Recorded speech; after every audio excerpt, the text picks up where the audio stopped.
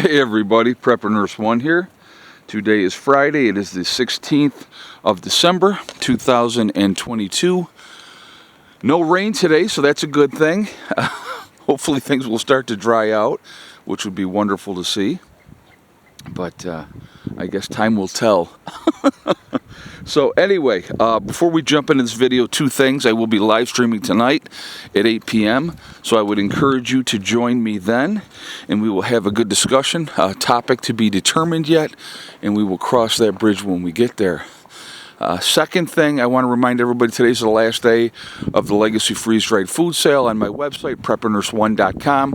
If you click on store, it will drop down. You will see Legacy Foods. You click on that, it will take you to the store within the website. You can save 20% on your purchase if you decide to make one using the discount code Solstice 2022. So that is what is going on there.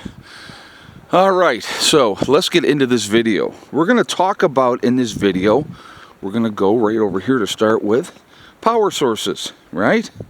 So I've been, for years, as anybody that's watched my channel, I've been living off grid this is my 9th year of living off grid. 8 in New York, my first year down here in West Virginia, and I've relied heavily on solar. Setting up solar down here, I was, initially thinking this is going to be perfect, everything's going to be great, and I won't have any issues because I'm further south. I'm in a wide open area where I'm collecting as much solar as I possibly can, and I'm like, perfect, I'm going to be good to go. And I pretty much was now I didn't get down here and we didn't set up the solar until April, so I don't know what the solar is going to look like in January, February, or March yet. But I was pretty good right up until November. All right, so, and I was running, full-time, never having to worry about running the generator or anything like that. But obviously we got into mid-November, and that's when, the issue started. And so, I've had to run the generator more, which I'm always going to be real honest about that. So what I wanted to talk about is having many different kinds of power production as you possibly can. All right, so anybody that again watches this channel knows, as you come in from that upper meadow, we get some pretty heavy duty winds. So if I down the road here set up a wind turbine, let's say at the top of that hill where it's wide open and we got those winds coming in, that's going to be another source of power. Now, I'm not talking about the big spinning ones. There's other kinds that you can use as well. And so I'm going to be looking into that and seeing what I can set up and what I can do with something like that. The other alternative way to produce power is hydro. You guys know, I've seen the waterfall videos. I have a creek running through this side of the property all the way down through. I have another creek that comes around that side of the property all the way down through.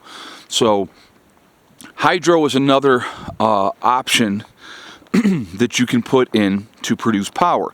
Now here's the cool thing with hydro, all right? Once you get it set up, and as long as that water's flowing, you're going to produce power. And so, that's going to probably be more flowing this time of year as opposed to the summertime. In the summertime, I wouldn't need the hydro because I would have plenty of sunshine, and that's not going to be an issue. But the wind is going to blow all the time generally. Even a small breeze can produce power. And so that's something that is really, really important. And I think moving forward, and again, people have said to me, and they're right about this. In an SHTF situation, you're not going to be running your generator for your, recharging your batteries and stuff like that. So how do you produce that power? Well, the answer, obviously, is having other sources of production of power other than just the sun. So if I can get a wind turbine set up, and like I said, I am going to look into that. If I can get hydro set up, and again, I'm going to look into that and see what we can do. Now, the wind would be, again, that from the top of the hill there down to the camper, that's a pretty, or down to even to the battery room, it's a pretty long run. So we would have to see what kind of, wire we would have to use and all those type of things, and go from there. But again, it's just a matter of getting it set up, getting things taken care of, and those type of things. So it's just it's going to be a process. It's something that obviously I'm going to have to look into. The other important thing that you really have to know, okay, when it comes to power production, when you are living off grid and you are relying on your own source of power. Now, unless I was living here, I would not have known that mid-November is when I would start to have issues with power production.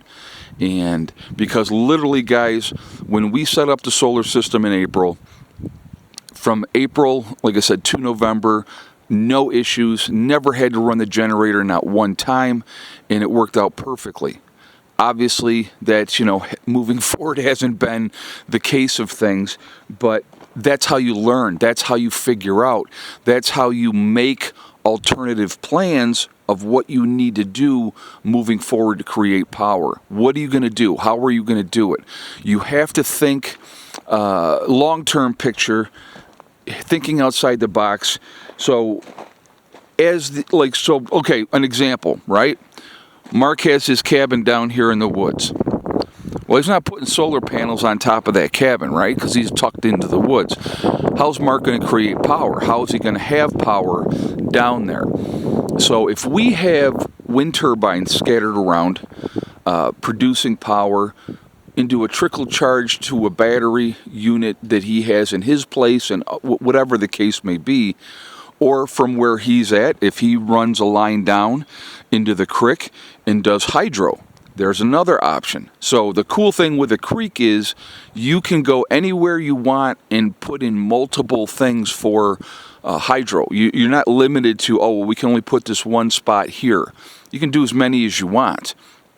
And so that's cool too. Now, obviously with the hydro is not going to be year-round, but the point of times when you need it the most, wintertime, springtime, that's going to be the time that you really want to utilize that as a power source. And I think that that's important. So you have to, again, I'm been anti-wind turbines, as you guys know, forever and a day.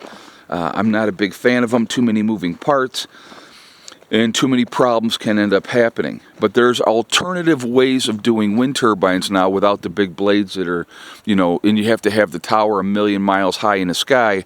I don't want to draw undue attention to myself. So if I have these other type of wind turbines that will produce power in low winds, and maybe it doesn't produce a ton of power, but it produces something, I think that that is a good thing. And so that's what we're kind of looking at. I'm going to be reaching out to some of these companies and seeing what we can do and what we can get set up here at the homestead.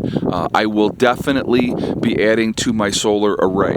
That is another thing that will be happening to be able to produce more power. Again, that's not going to happen right away. It's not going to happen overnight, but that's something that I definitely have in the back of my mind. I can double what I have here now. Right now, what I have, for those of you that don't know, I have 6 360 watt panels.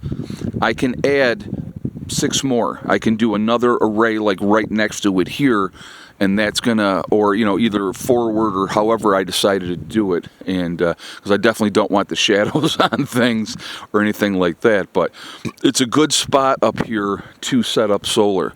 So I mean, even if I came over to this area and put in here, it's not going to be right on top of each other, and it would be just fine, and it's not in the way of anything realistically.